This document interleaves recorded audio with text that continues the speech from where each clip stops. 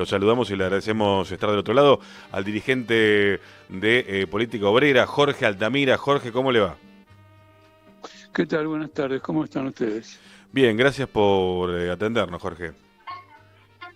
Por favor, por favor. Estamos muy cerca de una fecha histórica como el 1 de mayo.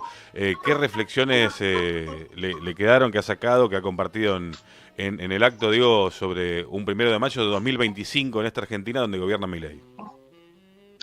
Mira, en síntesis es un 1 de mayo muy particular, porque es un 1 de mayo surcado por guerras imperialistas de carácter mundial, en Ucrania, en Siria, en Gaza, en África, y por acciones de tipo militar en otras partes del mundo con vistas a una guerra, por ejemplo, el Canal de Panamá, una base logística norteamericana en Tierra del Fuego que tiene que ver con el Estrecho de Magallanes y que con el Canal de Panamá forman los dos vínculos entre el Océano y el Pacífico. Todo el mundo sabe que eso es una guerra con China, bueno, la guerra arancelaria, y por el otro lado, todavía una conciencia insuficiente entre los trabajadores del mundo sobre el alcance de esta guerra y la lucha contra ella, fomentado particularmente por las burocracias sindicales, porque las centrales sindicales de Europa, de Estados Unidos, no hablemos de Rusia, donde prácticamente no existe una central sindical auténticamente con ese nombre, colaboran con los gobiernos que están en la guerra. Por ejemplo, el 1 de mayo se celebró naturalmente en todas las capitales europeas, pero la Unión Europea en este momento está en un gigantesco programa de rearme que apunta en primer lugar a la continuidad de la guerra con Ucrania, y en las centrales y en estas marchas de las centrales sindicales no hubo ningún reclamo por el cese de la guerra en Ucrania, no hubo reclamos por el cese de la guerra o de la masacre en Gaza y el retiro del ejército de Israel de Gaza, es decir, una verdadera insuficiencia. Y hasta cierto punto, hasta donde yo conozco algo, el único acto que tocó abiertamente este problema y lo desarrolló a través de distintos oradores fue nuestro acto en el Parque Lezama, porque también en Argentina, el día anterior al 30 de abril, la central sindical celebró un día del trabajo que no existe. Lo que existe es el Día Internacional del Trabajadores. Es un acto de protesta contra el trabajo bajo el usted dice que capitalismo. la CGT celebró el Día del Trabajo. Sí, textualmente. Okay. Es muy significativo porque sí.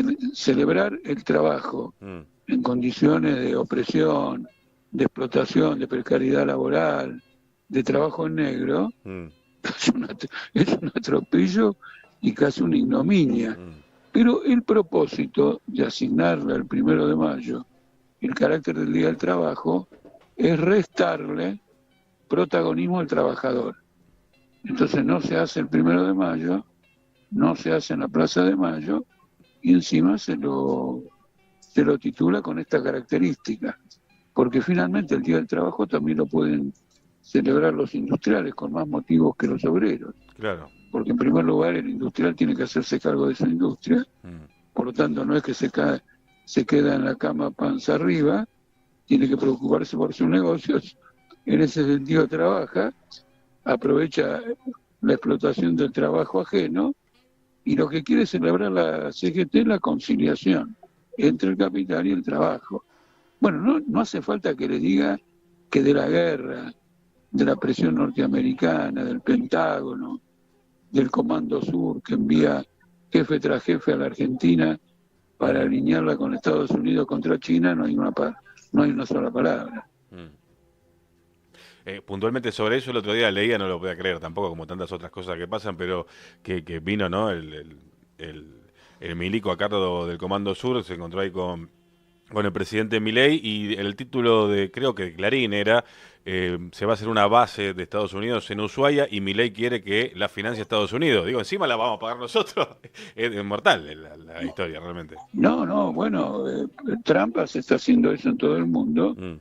Pero el propósito principal es una guerra, porque ¿qué es lo que le preocupa a Trump? Trump va a la guerra, Resulta dice que los usted. chinos, sí, porque en una guerra Estados Unidos primero tiene que cuidar que su patio trasero Sí.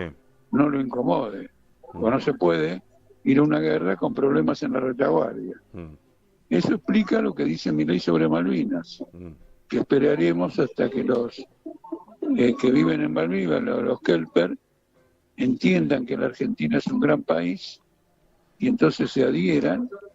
Es decir, es una frase que ratifica y se solidariza con la dominación británica en Malvinas. Eso es un problema militar de mucha envergadura porque es una base. Lo que cuando yo era más chico era simplemente una ocupación de los británicos, qué sé yo. Hoy es una base militar que tiene que ver con toda esta guerra, porque los misiles le han quitado a las Malvinas el carácter de un archipiélago lejano.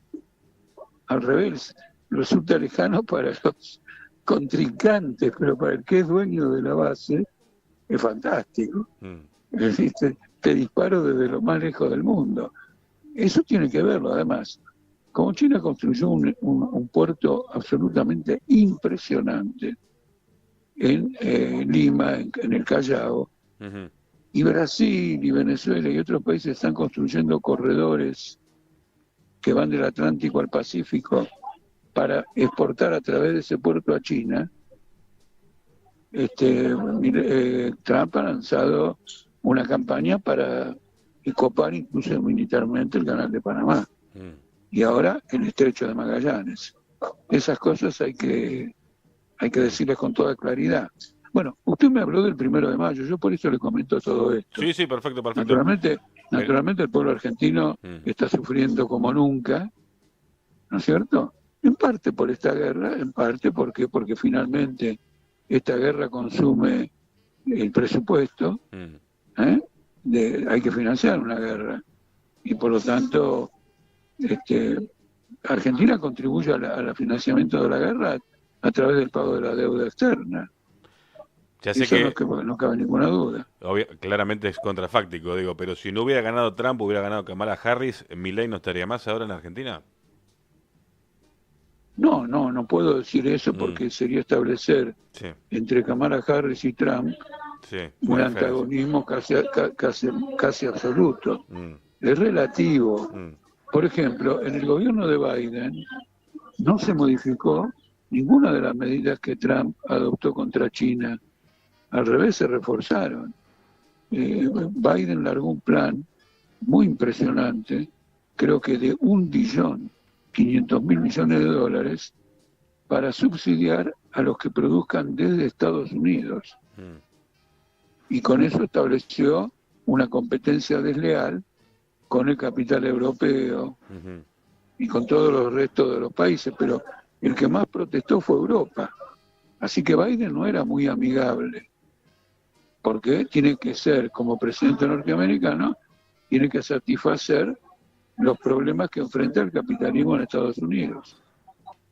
Trump es una variante agravada. Él, de algún modo, inició este cambio.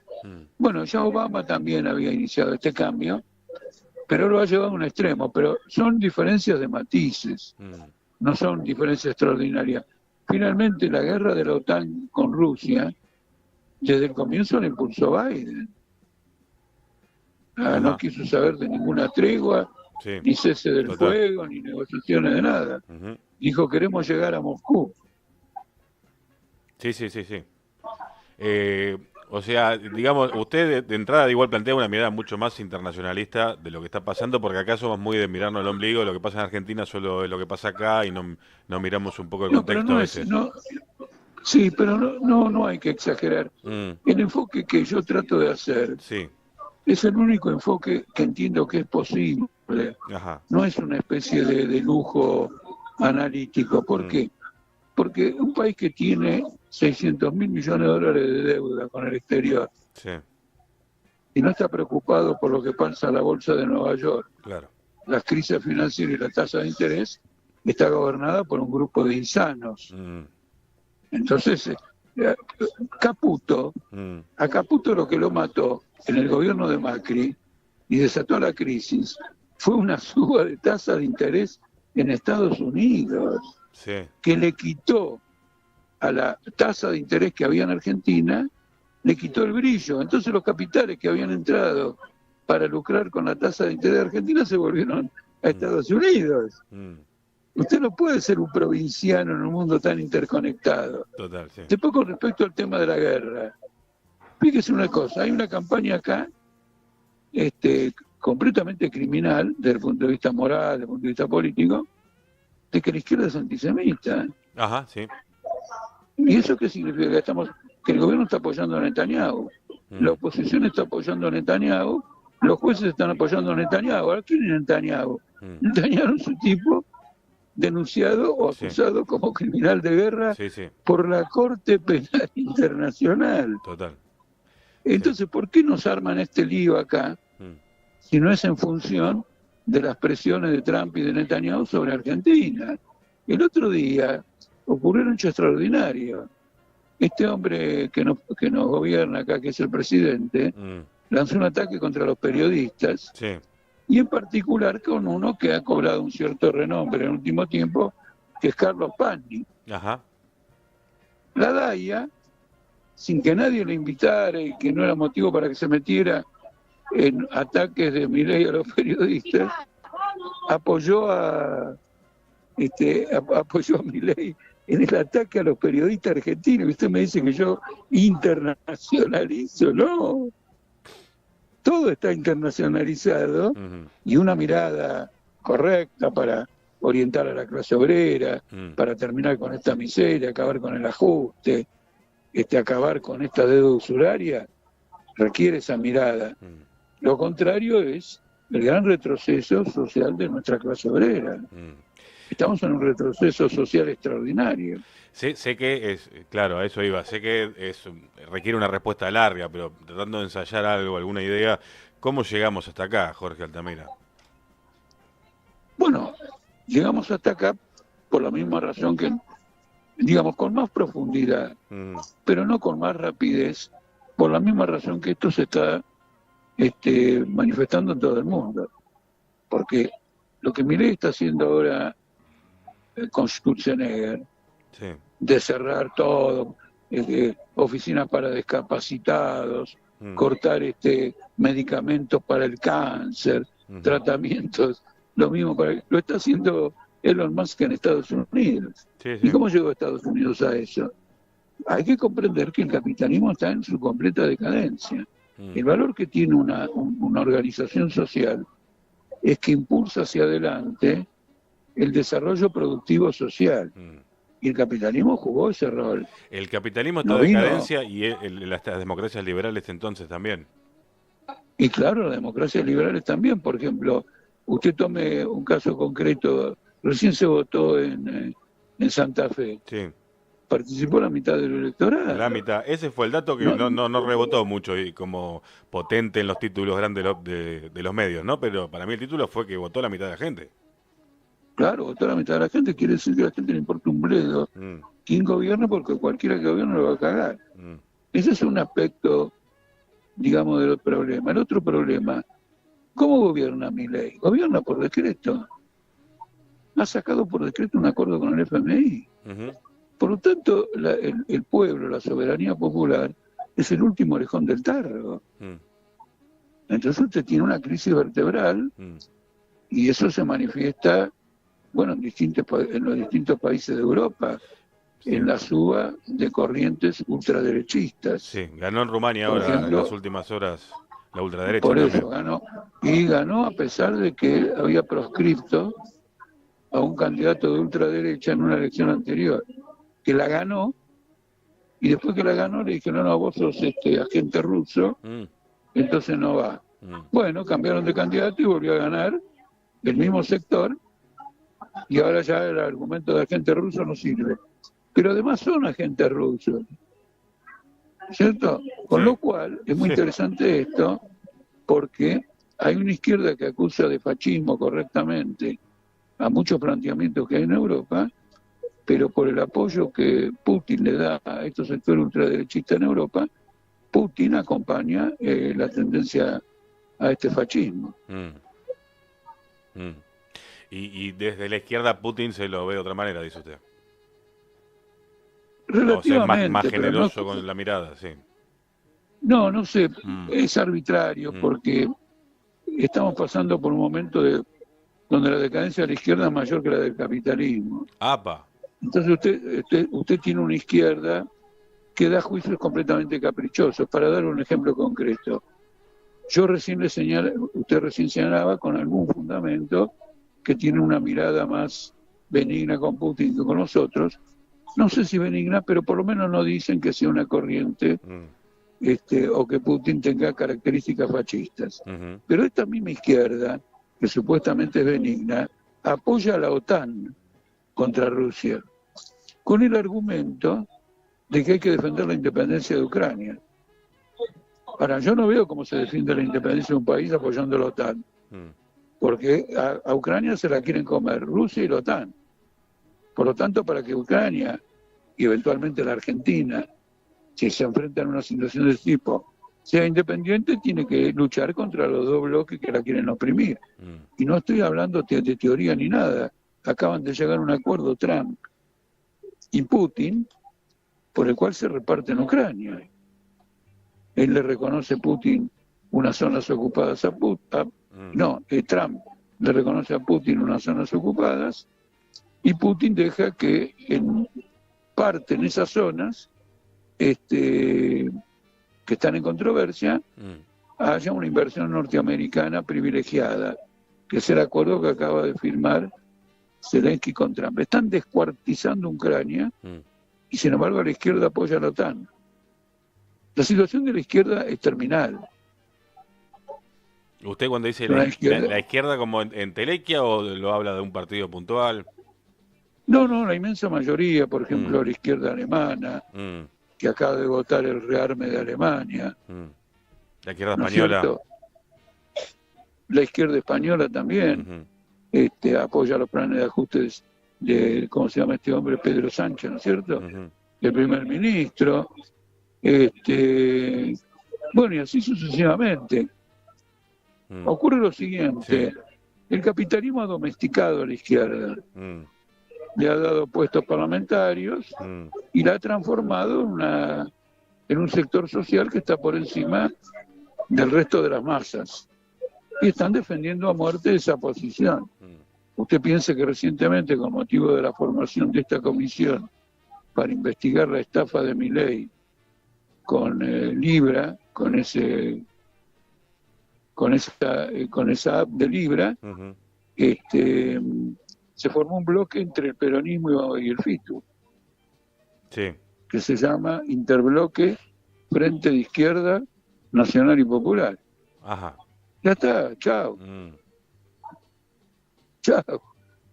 La izquierda, por sobre todo, es una fuerza no solo política independiente, sino que tiene que ser una fuerza histórica independiente, porque su misión es ser la organizadora de una clase social, los trabajadores antagónicos a la explotación capitalista. ¿Y las elecciones de este año, usted cómo las ve? ¿La política obrera va a estar participando? Sí, claro, sí, vamos a ir. Ahora mismo, yo en este momento estoy viajando a Salta. ¿Usted va a ser candidato? No, estoy viajando a Salta ahora. Sí. Porque hay elecciones el domingo. Sí. Entonces, con Política Obrera voy a participar en un conjunto de actividades para esas elecciones. Luego participaremos en la provincia de Buenos Aires, a nivel provincial y nacional. Participaremos en Santa Fe, en Santa Cruz, en Jujuy, en Santiago del Estero, en Tucumán. Sí, claro, vamos a participar. Porque hay que dar una pelea en todos los campos políticos, claro. Como mecanismo este formato ahora nacional, porque en cada distrito después se vota de otra manera, pero este formato que votó el Congreso de la Nación de la boleta única en papel, ¿qué le parece eso? Bueno, mire, yo viví incluso personalmente la experiencia de cómo el aparato justicialista de de la provincia de Buenos Aires te afanaba las boletas, Ujú. porque yo voto en la provincia Sí. y cuando fui no había boletas. Mm. No Sí, había sí. boleta de mi partido y no Ajá. había boleta de mi candidatura.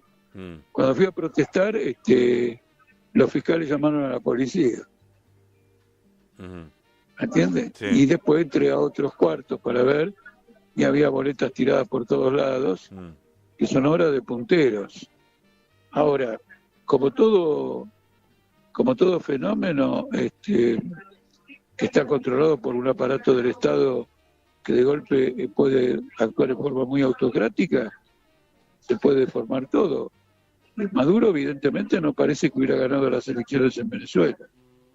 Mm. Y el sistema electrónico que tienen fue ponderado por la Comisión Carter de Estados Unidos como el más prolijo y técnicamente eficaz Sí. que se conoce. Mm. Entonces, el voto es una disputa política también sobre la verdad de ese voto. Mm. Es una disputa política. Se arreglan las elecciones, se cambian fechas, se pone uno detrás del otro. Ahora, por ejemplo, yo voy, le acabo de decir a Salta. En el día, hoy que es Sí. miércoles, no, hoy es, Lunes. hoy es lunes. Lunes recién, sí. Bueno, lunes. El miércoles debería haber un debate en Salta entre todos los partidos, como ocurrió el otro día en la ciudad de Buenos Aires. Sí. Bueno, el gobernador dijo que él y los partidarios de él no van a ir. Ajá. Mm. Y vació el debate. Ya está, sí. Ahora, estos debates son obligatorios, Mm. porque de alguna manera algún legislador entendió que eran una norma sagrada de la democracia y los convirtió en obligatorios. Bueno, Mm. la cuestión es que son obligatorios. Bueno, hay que sancionar al gobernador. Si no viene, hay que sancionarlo. Sí, entiendo, hay una multa, qué sé yo. Bueno, no alcanza con una Y multa, no. porque el gobernador está podrido en guita. No, Eh, no, sí, no es Altamira, sí, sí. que si lo único que falta es que me metan una multa. Jorge, le agradeció mucho la comunicación, como siempre. Por último, le pregunto si es optimista. Bueno, el optimismo es complejo. Mm. En el sentido siguiente, si usted me dice, si yo sentado en una silla, Sí, miro el futuro con optimismo, sí, es una respuesta que no le puedo dar. sí. Ahora, si usted me pregunta si yo confío en que más tarde o más temprano, con esfuerzo, los objetivos de nuestra lucha se van a imponer, le doy un rotundo sí. Le doy un rotundo sí. Porque aunque la humanidad se puede autodestruir, yo tengo la plena confianza de que los trabajadores, los sectores más progresistas, los sectores auténticamente democráticos, van a derrotar a los malos y evitar la autodestrucción del mundo, como sería una guerra nuclear o el cambio climático y todo eso. La cuestión climática, Mm.